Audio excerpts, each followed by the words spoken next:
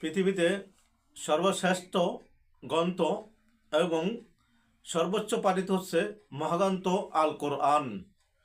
সকল বই পুস্তকের লেখা পরিবর্তন হয়, একমাত্র আল কোরআনের লেখা পরিবর্তন হয় নাই, কিয়ামত পর্যন্ত হবে না।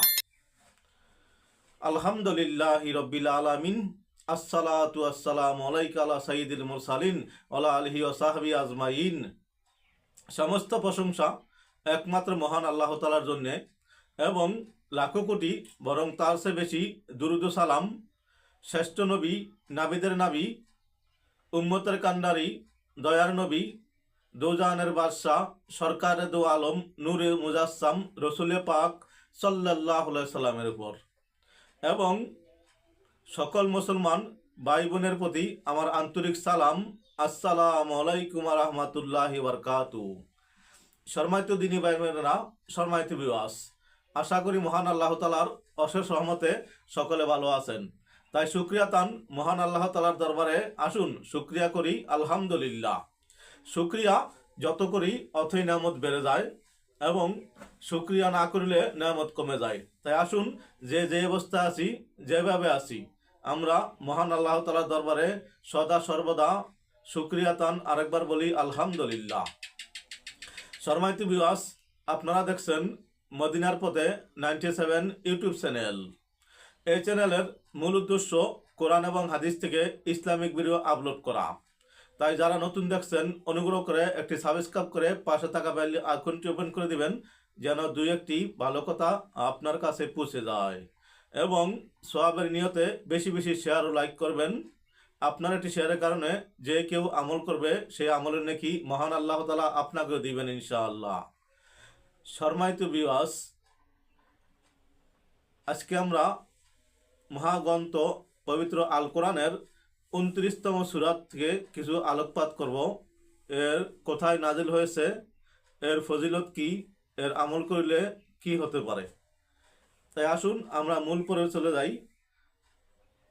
সূরা আল আনকাবুত পবিত্র কোরআন শরীফের 29তম সূরা, যা মক্কায় অবতীর্ণ হয়, যার আয়াত সংখ্যা 69 এবং রুকুয়া 60টি, সিজদার আয়াত নাই। এই পবিত্র সূরাটির ভিতরে মহান আল্লাহ তাআলা 41তম আয়াতে আল আনকাবুত শব্দটি এসেছে, তাই এর নামকরণ করা হয়েছে আল আনকাবুত। এই সূরাতে মহান আল্লাহ তাআলা ঈমানদারগণের বিশেষত্ব পয়গাম্বরগণকে এই পৃথিবীতে বিভিন্ন পরীক্ষার প্রদীপ্ত হয়েছেন এবং বিজয় ও সাফল্য পেয়েছেন। যুগে যুগে সৎপরায়ণ ও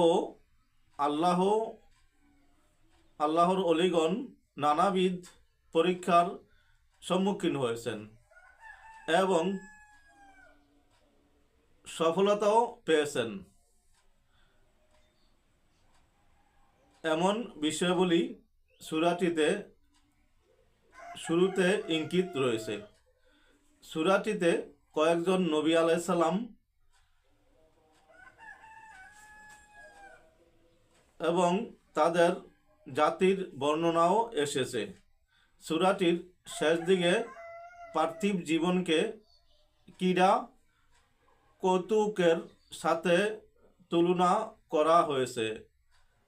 যারা মহান আল্লাহর পথে সাধনায় লিপ্ত হয়, তিনি তাদেরকে হিদায়াতের পথে পরিচালনা করেন এবং মহান আল্লাহর সৎপরায়ণশীলদের সাথে আছেন এবং থাকবেন, এমন ঘোষণা এই সূরার মাধ্যমে সূরাটি সমাপ্ত হয়েছে।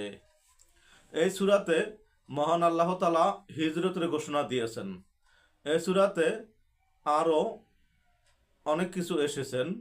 আমরা পবিত্র কালামুল্লাহ শরীফ তেলাওয়াত করব এবং অর্থ জানব।